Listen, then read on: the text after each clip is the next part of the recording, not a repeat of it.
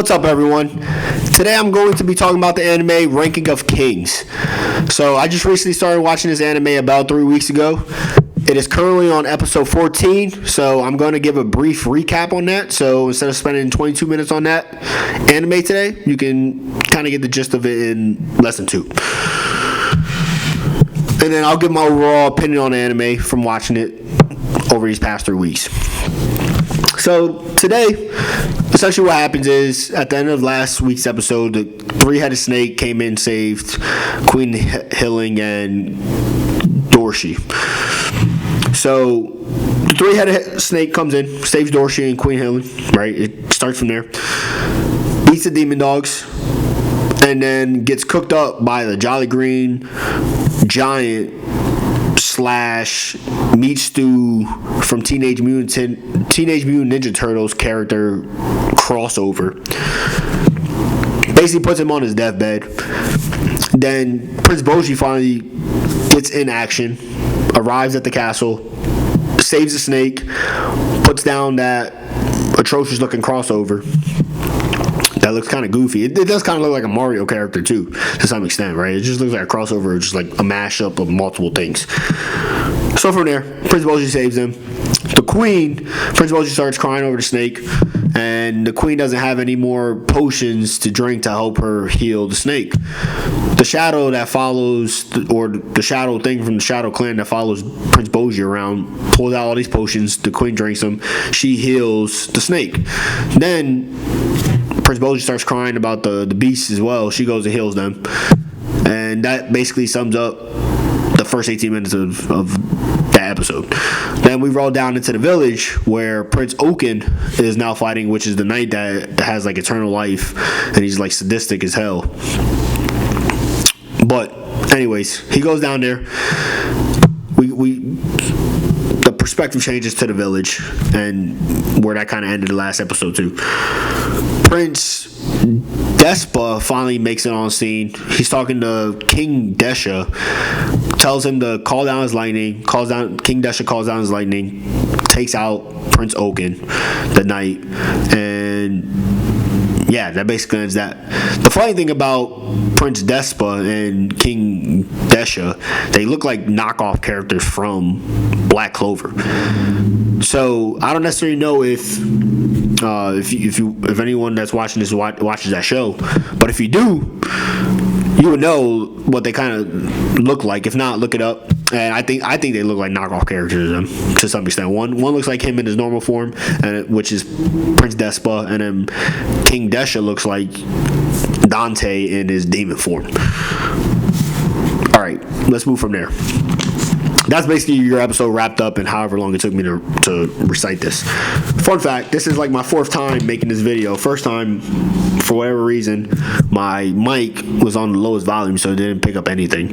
And then last episode, or the last recording, it was on the highest. So all you heard was just shh, and just me being super overbearing over the microphone. So that's it. Anyways, let's roll into the overall, right?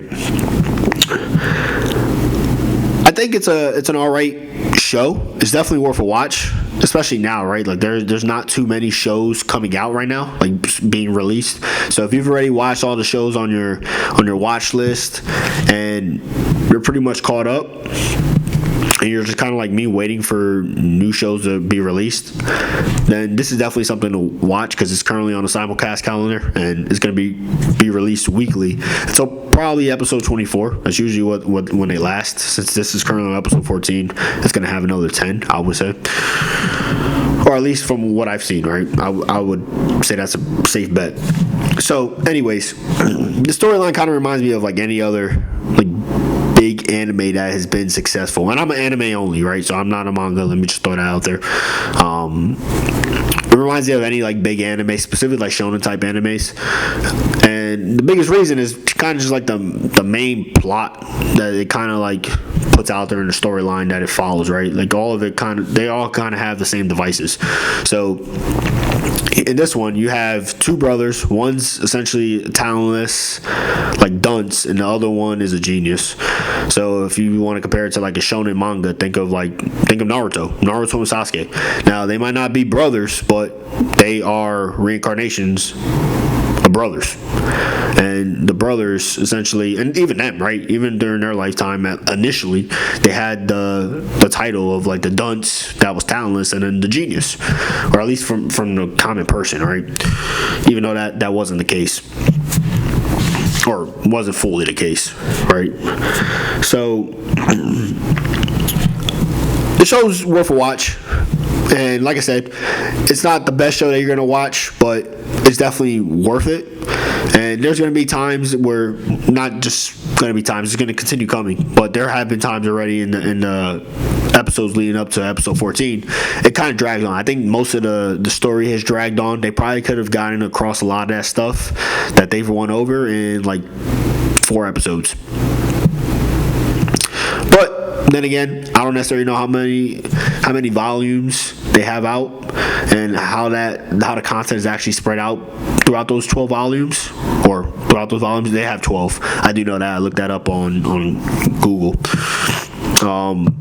So I can't talk too much crap on that because I'm not too familiar with that. But it's definitely dragging, and I think it's going to be one of those animes. So hopefully they're able to kind of condense it and make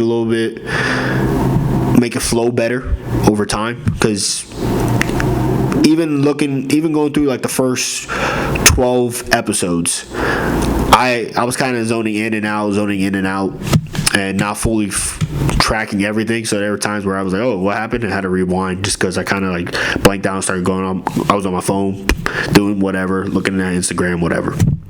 So it's definitely worth watching. It's starting to pick up now. It's still going slow, but there's more action coming up now. You want to see the character. You're actually rooting for the main protagonist at this point, which they kind of do develop it for you to root for him from the beginning and how the story develops. But definitely now you've seen that he has put in a lot of hard work and effort on his part, and you want to see the fruits of that labor. So definitely watch it.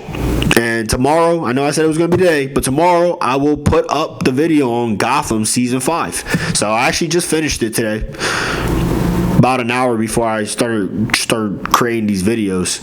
And yeah, I'll touch on that tomorrow, so I actually can use that stuff for that content. But it should be good, and I'll push it up tomorrow, no later than 9 p.m. Pacific time.